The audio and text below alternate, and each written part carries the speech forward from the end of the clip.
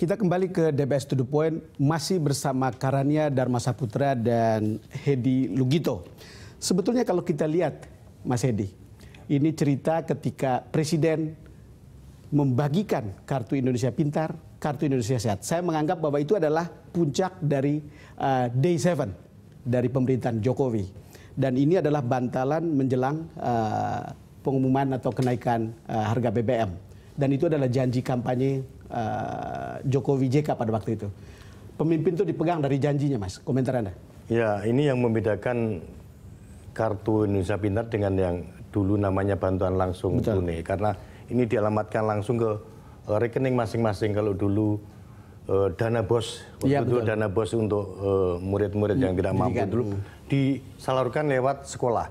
Sehingga terjadi kebocoran yang luar biasa. Betul. Sekarang disalurkan langsung ke rekening masing-masing siswa. Ini barangkali akan mengurangi sedikit kebocoran. Termasuk ke mereka yang miskin kan? Ya, termasuk yang miskin. Saya kira untuk sementara kita bisa catat bahwa Presiden Jokowi sudah melakukan janji yang paling awal dia kemukakan. Tapi yang kita tunggu adalah pemerataan. Apakah benar nanti semuanya dapat, gitu kan? Ini yang masih tidak ada yang sempurna. Ya. Karena tadi saya bilang pemimpin itu bisa dipegang dari janjinya. Ya, karena itu saya kira Pak Jokowi, jangan ragu-ragu soal mengalihkan dana subsidi BBM ke segmen yang lebih tepat.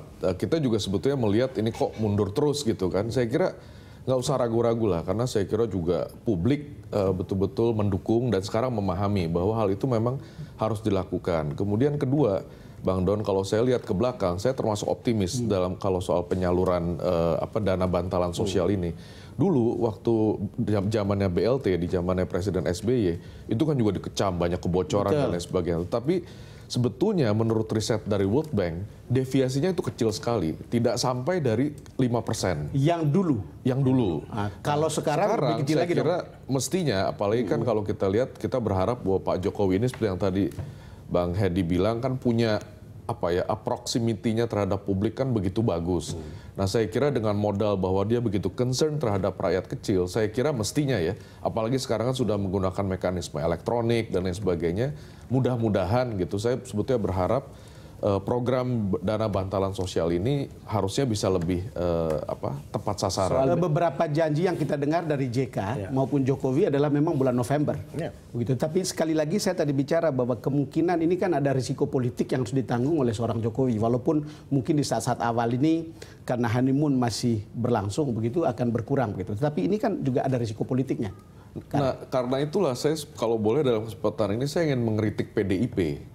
Kita sekarang mendengar bahwa PDIP yang sebetulnya seharusnya menjadi benteng politik dari presiden terpilih, seharusnya justru jangan menempatkan diri sebagai oposisi seperti yang waktu mereka menjadi oposisi waktu zamannya SBY.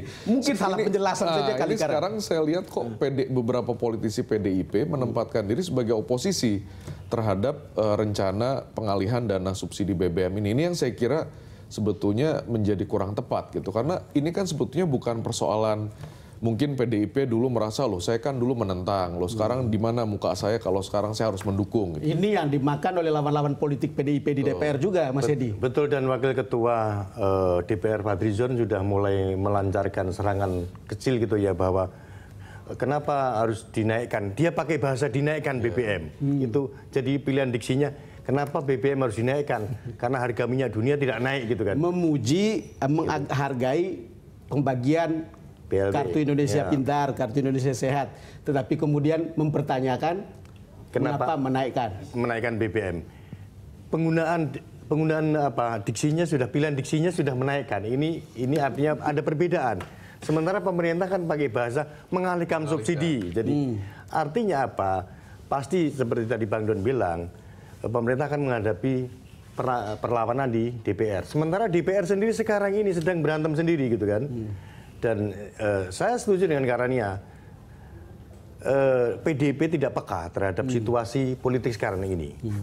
Mestinya tidak melakukan tindakan-tindakan yang tidak terpuji atau tidak etis di DPR, seperti membuat tandingan. Ini justru akan memperburuk suasana politik kita. Kalau suasana politik kita jadi hangat, jadi panas, jadi buruk kayak gini, tentu saja investasi apa segala macam akan kendor gitu. Karena ini memang beban apa sih soal BBM ini? Karena sebelumnya kan begini, saya sering ketemu Pak SBY dan bilang untuk kepentingan rakyat saya tidak mau mengorbankan rakyat dengan menaikkan harga BBM. Tapi juga ada pandangan yang mengatakan harga sebuah pencitraan adalah 1 triliun per hari. Betul. Dan itu jadi 350 triliun per tahun. Betul. Jadi saya kira begini Bang Don, kalau kita lihat ya, saya kira kalau kita lihat dengan nalar yang jernih gitu kan, tanpa kepentingan politik. Ini kan sebenarnya begini, SBY juga dulu karena didesak pernah menaikkan harga BBM, tapi kemudian lalu menurunkannya sebelum kampanye. Betul. Nah jadi kan sebetulnya Jadi yang diharapkan sebetulnya bukan, sebetulnya ini yang selalu dirancukan dalam persoalan BBM ini kan ini soal permainan politik. Kalau kita lihat persoalan ekonominya, tidak ada jalan lain bahwa kalau kita ingin memiliki ekonomi yang sehat, subsidi BBM harus dikurangi. Mas Edi, kita akan lanjutkan setelah jeda berikut ini.